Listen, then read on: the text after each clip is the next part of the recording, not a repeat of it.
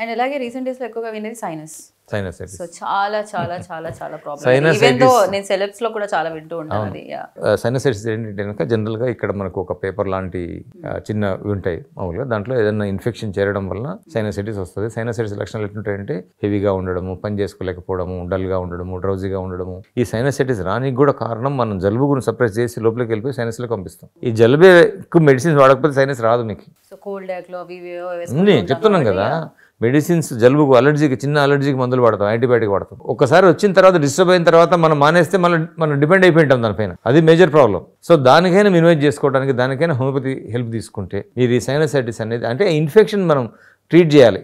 Infection treat చేయాలి అంటే కనుక మన బాడీ అనేది ఇమ్యునైజ్ అయితే ఇన్ఫెక్షన్ ట్రీట్ అయిపోతుంది. అంటే హోమియోపతిలో వండర్ఫుల్గా సైనసైటిస్ ట్రీట్ చేసుకోవచ్చు. కోట్లాది మంది నమ్మకమైన ఎంపిక డాక్టర్ కేర్ హోమియోపతి.